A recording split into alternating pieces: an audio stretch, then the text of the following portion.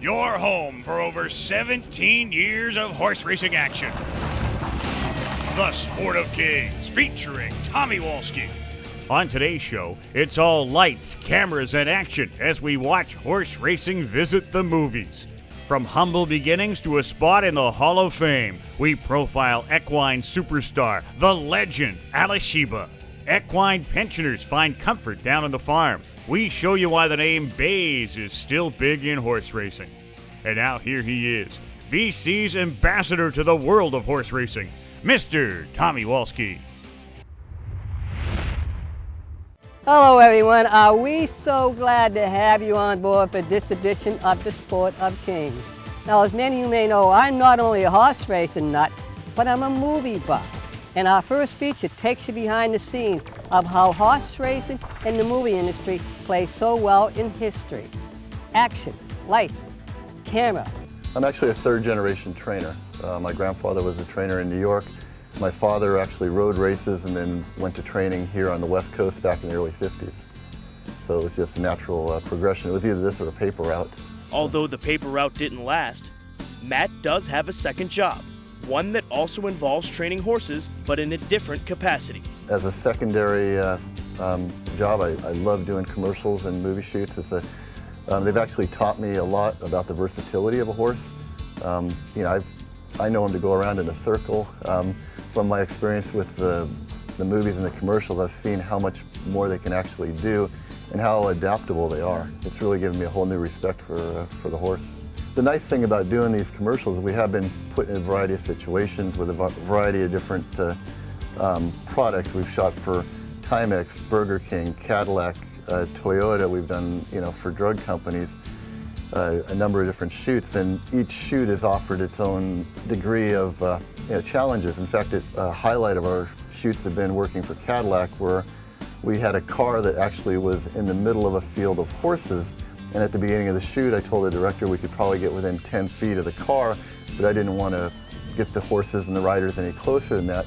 By the end of the shoot, my riders had so much confidence in the stunt driver that they were actually banging off the car and put many scratches into it, but it was great. It was great footage. So, Tom, what got you into this Catera? Well, I've been doing the BMW thing for a while. I just thought I'd see what else was out there. It has more horsepower than the 328i. Whoa, Don't say that. The traction control's outstanding. yeah, I can see that. So, I'm really happy I got it. Well, you always were Mr. Out in Front. When I heard they were going to shoot Seabiscuit, I called up Rusty Hendrickson, who was the boss wrangler on the shoot, and asked him if I could work on the project with him. And with my background working at Santa Anita, it was kind of a natural fit. Seabiscuit I worked on 43 days. I was the race barn manager at Santa Anita. There were 53 horses here. Rusty Hendrickson, the boss wrangler, hired me to put together a crew to take care of the horses. And we had pretty much the dream team. We had assistant trainers from all over California working on the set, and it was my job to make sure the horses were cared for, fed properly, and then also dressed properly for the scenes. I worked with the best of the best. One thing that Universal did is they hired the best people that money could buy. Rusty Hendrickson is the #1 wrangler in Hollywood. Gary Ross is a fantastic director and was wonderful to work for. A lot of people thought he might have been difficult, but he was probably the easiest man I've ever worked with because he knew exactly what he wanted. There was no doubt in his mind what he wanted. When he got it, we moved on to the next shot. Not only did Matt work with Hollywood's best, but it also gave him a chance to work closely with racing's elite. Gary, Hall of Fame rider, fantastic individual to work with. Chris McCarron, the same, Hall of Famer, that understood exactly what needed to be done with these horses, and it made the job very easy. I've worked on commercials that were more difficult than this movie because people didn't know what they wanted, and the talent that the agency has hired wasn't up to this caliber. When you're working with the right people, it's easy. Wrangling horses is a skill Matt has learned well, and one that he says takes practice and patience, just the same as getting one ready for race day. So you have to have the right horse to start with, one that has the right personality for these type of shoots. The other thing is just taking your time and showing the horse what you want. Horses are, they're nothing more than a big dog. They want to please you, and they want to do right. Usually it's a process of showing the horse something 3 times. And I've learned that through, my experience as a trainer. Usually the 3rd time you show a horse something, they get it. And you just try and be consistent with them and never get in a rush and keep everything as low-key as possible. And as long as the people are patient and give you time to show the horse what needs to be done, they'll do it for you. Don't go away. The Sport of Kings. We'll be right back.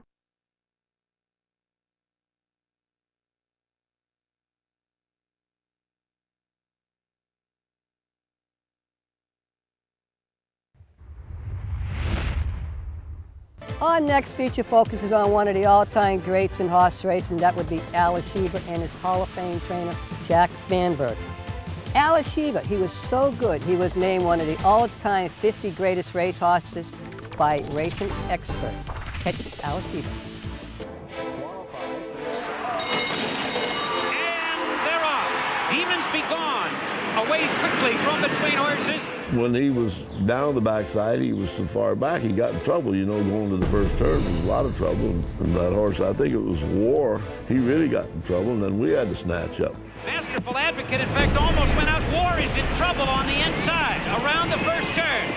He had to go through all that traffic, but that horse was he was so smart. He knew what he was doing all the time.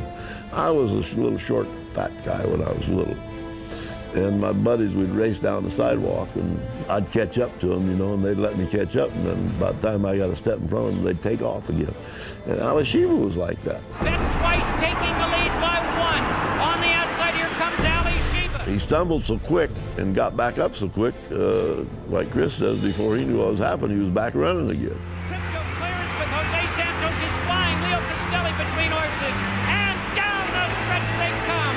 Bet Twice on the inside, leads it by a head. On the outside, here comes Alysheba. Alysheba with Chris McCarron to the front. Bet Twice back to second. Here's the finish. Alysheba wins it by 3 parts of a length. I won the Breeders' Cup. I've been 3 seconds in the Breeders' Cup, beat a nose each time. But winning that Kentucky Derby was something that just gives you goosebumps. Alysheba astonished the nation with his willful victory in the 1987 Kentucky Derby. But to many, it looked as if the race had taken a little too much out of him for the upcoming Preakness. Steve Bass had come to work him, and I worked him a half a mile because I'd go slow because they're fit enough from the Derby anyway, and he went in 53 and change. Well, of course, all the reporters were there, and they said, Jack, just what I wanted, just what I wanted. Well, he went too slow. When we left the barn that day, he walked just like a dead horse, just When we got to the end of the grandstand at Pimlico and those people started clapping for him and hollering his name, he started doing a little dance. Craig told me this later. When they got into the paddock, he told Jimmy Crowley, he said, Jimmy, if you think that horse is tired and knocked out, you better take another look, because by then his eyes were big as saucers and he had that adrenaline working from them people clapping to him. And it's Alysheba on the outside. Along the inside, Bet Twice. They race to the 16th hole. Alysheba on the outside. Bet Twice at the rail. It's Alysheba winning the Preakness. Alysheba finished 4th in the Belmont, falling short of the coveted Triple Crown, one of the biggest disappointments in Jack's life. There's no doubt in my mind he was going to win the Triple Crown. No doubt in my mind. And I told Chris that day in the paddock, I said, he'll be in front every step of the way. Chris looked at me like I fell off banana trip. I said, Chris, trust me, he can gallop faster than these horses can run. Exact words I told him. A year later, when he set the new track record in the Woodward, Chris come back and he said, stood up in the saddle that day, I'll never forget it. Rode up there, said, Jack, you're right, he can gallop faster than they can run. I said, Chris, you're a year late and 5 million short. Alysheba ended his 3-year-old year in the Breeders' Cup Classic, the first of many meetings with eventual Horse of the Year Ferdinand. As the previous 2 Derby winners battled down the stretch at Hollywood Park, a rivalry was born that would define the future of both careers. Alysheba coming out from the outside. Good command is in behind horses. They're less than a furlong out. Judge Angelucci desperate. Ferdinand right there. Alysheba on the outside. Ferdinand. Judge Angelucci on the outside. Alysheba. Ferdinand has the lead. Alysheba. A final surge. The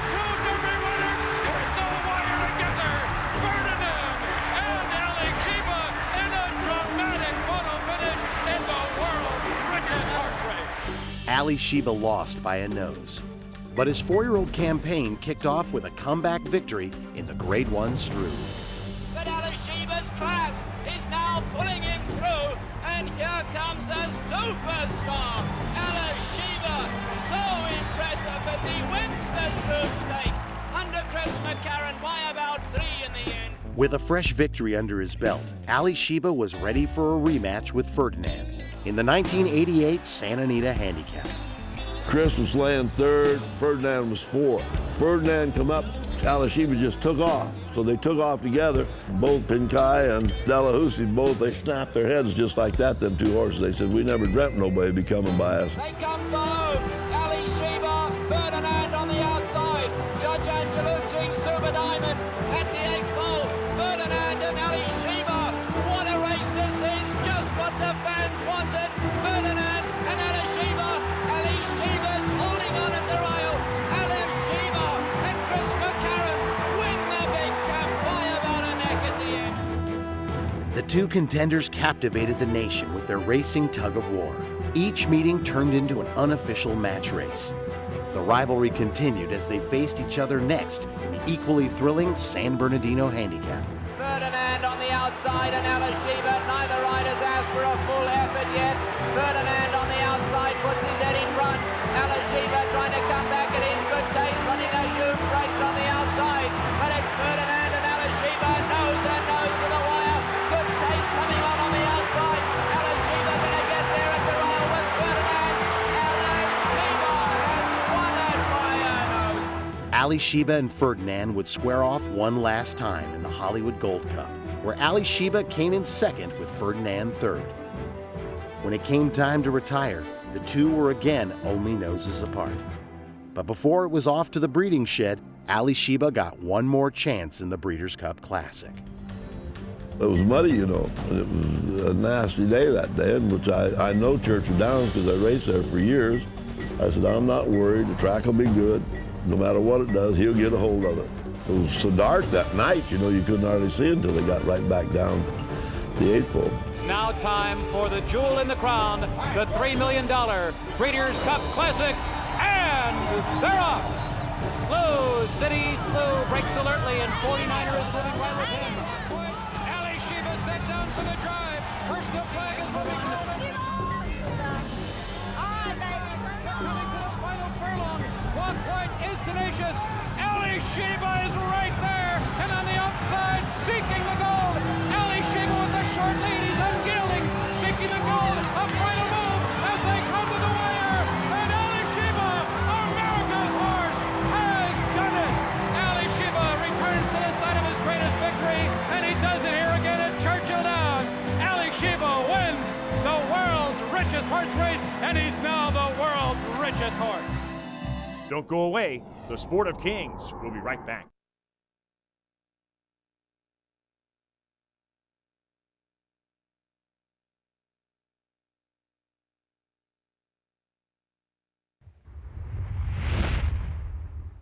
For those of you who have ever wondered what has happened to racehorses and what has happened to racehorses after they retire, thanks to programs such as the Dullman Retirement Fund in the United States, Greener Pastures and New Strides in D.C., former racers now have a home to retire with dignity. Ferdinand Shoemaker, what a super! The news shocked the racing world. Kentucky Derby and Breeders' Cup Classic champion Ferdinand had been sent to a Japanese slaughterhouse following an unsuccessful breeding career. It was an unworthy fate for any horse, let alone the champion and old friend of Hall of Fame trainer Charlie Whittingham. An industry-wide effort aims to prevent that from happening again. And if people like Michael Blowen, president and founder of Old Friends Retirement Facility, have anything to do with it, racehorses who are past their prime, on the track or at the breeding farm, will find their way to the spectacular 52-acre facility, located at Dream Chase Farm in Georgetown, Kentucky. Basically, we're not just a retirement home, but we're also a tourist attraction. I remember the first time I ever stepped foot in Kentucky was only because John Henry was at the horse park. And I couldn't believe that I was going to get that close to him. And I thought if we could just copy what the horse park was doing, people would come and visit us as well. Old Friends is the only thoroughbred retirement facility in the country to accept retired stallions and boasts the last known son of the great Damascus, O'Gaijin, 1988 Eclipse Award winner Sunshine Forever, and multi-millionaire turf star Awad. Back years ago when I was reviewing movies for the Boston Globe, I got to be friends with John Huston, and he told me once, without a story and a star, you don't have a movie. And I thought, well, these stallions are the stars. You know, they all have great stories. And I was never starstruck by movie stars, but I'm completely starstruck by these athletes. When people come through here on these tours, I just tell them it's like having Michael Jordan and Larry Bird here if you're a racing fan. Jordan and Bird save their money, but racehorses have to rely on their owners or the industry to ensure that they have a secure future. What's really important for me is that we give racehorses the dignified retirement that they earned. You know, we're not giving them anything. They earned all of this. We have a horse here named Awad. He made over $3 million. He had no Social Security. You know, he retired with nothing.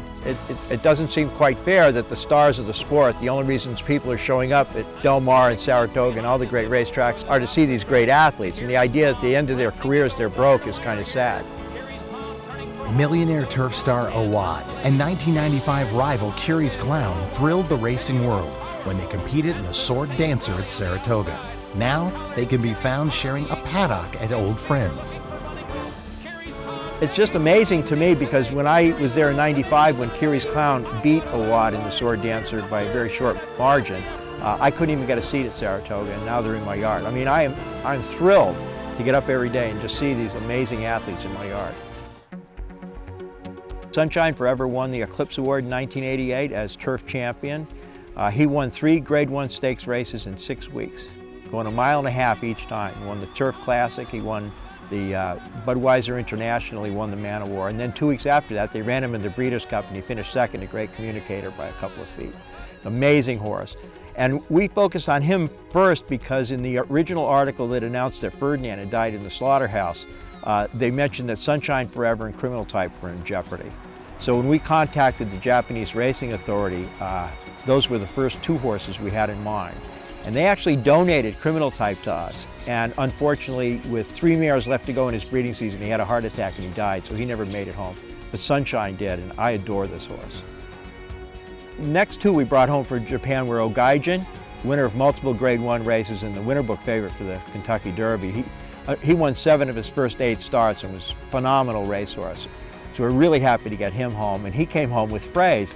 And the owners of O'Gaijin didn't contribute anything to him coming home, but Madeline Paulson, now Madeline Pickens, paid for both of these horses to come home. So it's the yin and the yang of it. You know, some people really get it, and they really appreciate racing as a sport and as a great activity in all kinds of ways. And others just look at it as an economic commodity, and once these horses go from the asset pile to the liability pile, they're in real trouble. We have 2 horses that were owned by Jerry and Ann Moss. We have Ruhlman, the winner of the 1990 Santa Anita Handicap, and for my money, he should have been Horse of the Year that year. He did beat Criminal Type twice. Tough as nails, had a reputation as being very, very mean. He wasn't exactly Mr. Sociability when he came here, but now he's really settled in and he's a very, very nice horse. And we also have their horse Kudos, and Kudos was trained by Richard Mandela. And the Mosses are very, very generous, and they make significant contributions to their horses and to this farm every year. You know, to me, they're like the role model owners. Precisionist was the greatest horse we ever had here. And I didn't even like him when he first got here because he was very bossy and he tried to bite me all the time. He really pushed me around until I realized that he was just trying to communicate something. And once I realized what he wanted me to do and how he wanted me to perform, the relationship improved. And I started to really not only respect him, but I fell in love with him. And he was gorgeous. Chris McCarron, who rode him in all those races, used to come here and visit him all the time. And he told me he's the smartest horse he ever rode. And I realized that not only was he the smartest horse Chris ever rode, he's the smartest horse we had here. And I think that that's the difference between a fast racehorse and a great racehorse. The great ones are really, really intelligent. Providing a home for racing stars yields untold benefits, not only for the animals, but for the humans they come in contact with. In many cases, I don't understand why these owners let us have these horses. I guess if they think of these horses purely in terms of economics and they just look at it as a profit loss sheet, you know, then not only are they doing something that's disadvantageous for the animal, but they're also doing something that diminishes their own humanity. I mean, if they don't understand that this is a great sport because of these great horses and what they can accomplish, then they're missing the whole point. They should be racing cars, and then nobody would care what they did with them. I don't think it's so much an education as a feeling that, you know, that these horses are getting what they deserve, that they earned all of this. They're like a lifeblood for me, and I think a lot of people leave here understanding that these horses do a lot for people in more ways than I can even conceive of. You can have the worst day of your life and you walk out here and you're just hanging around with these horses, and all of a sudden everything changes.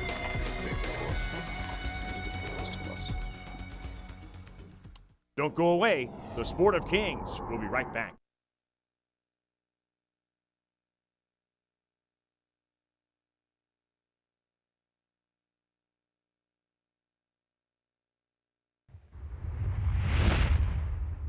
Next up, we get up close and personal with Vancouver-born jockey Russell Baze, who also happens to be the world's winningest jockey. Hailing from Washington State, jockey Russell Baze has become one of the most successful members of the Baze clan, a family with a rich tradition in horse racing. Lost in the fog, remember his name. It's a very impressive debut. Somebody told me once that there was probably a Baze behind every pine tree in Washington State, and we've held probably pretty much every job on the racetrack that you could hold. Veterinarian's assistant, I know there's been several horseshoers, trainers, of course, jockeys, valets, guys working on the starting gate. I've got a couple of cousins working on the starting gate here. Russell grew up around horses as his father, Joe Baze, was an accomplished rider and trainer in his own right.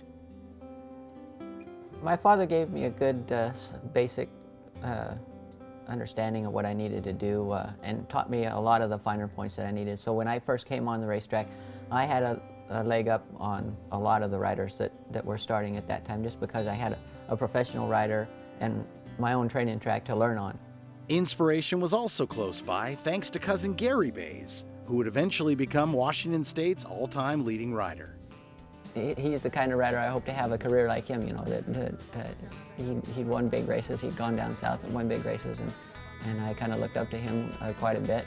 They will not catch him. He's Trooper 7. Throughout the years, you know, I've picked up things from watching other riders. Eddie Delahousie, especially, you know, I mean, he was the consummate professional at being able to have just that last little bit of horse. You know, I can run by him, he'd run by me. I'd get to him and couldn't get by him. Pat Day was a lot like that too. He always had that little bit of extra horse left. It's extremely exciting having that much power, you know, hopefully under your control, and then you add in the competition aspect with, you know, however many other riders and horses out there trying to outdo you on the racetrack, and it's very competitive and thrilling, and you know, it's just really fun. Baze lifting him over the line. It's 9 consecutive winning mounts.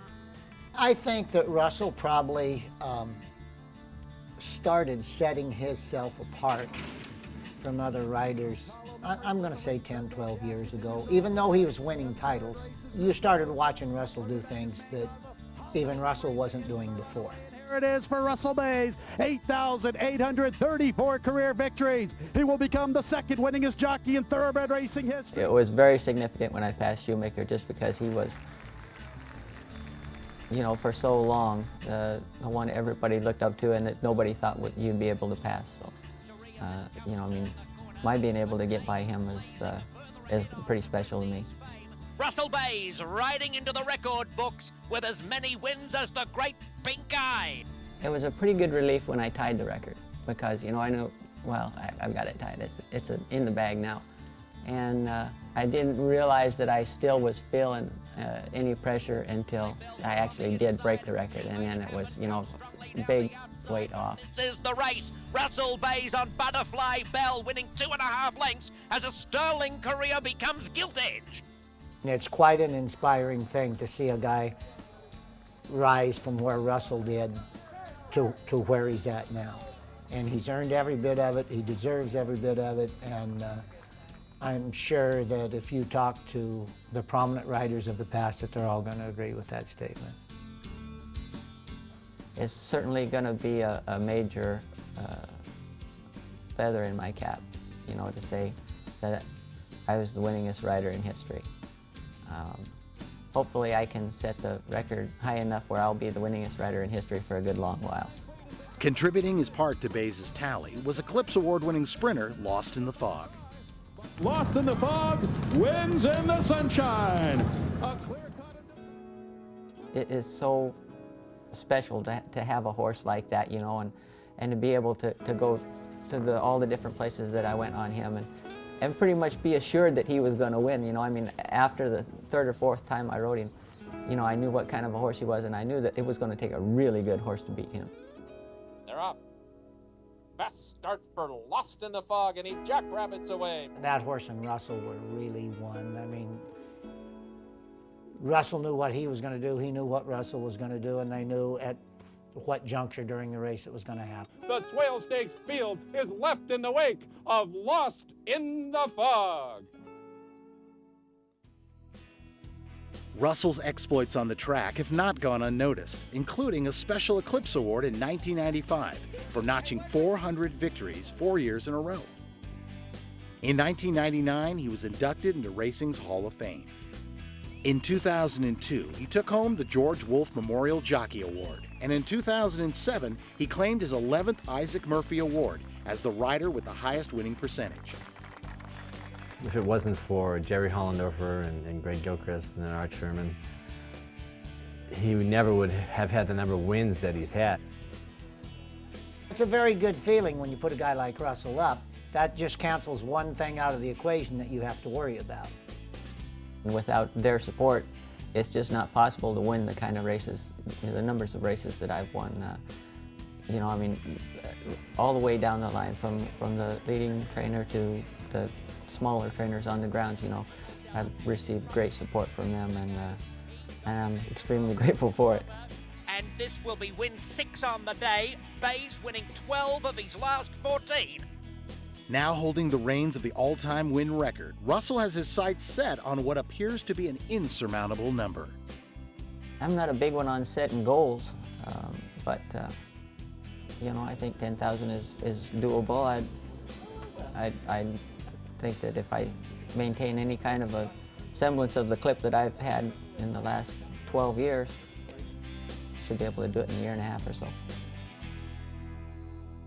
All right, where else can you see a program like this but only on the Sport of Kings? We'd like to thank our good friends south of the border, HRTV, for supplying the program that you watched today and also allowing us to take you around the world of horse racing. I'm going to keep them straight. We are going to get you on that final turn, but most of all, enjoy the weekend.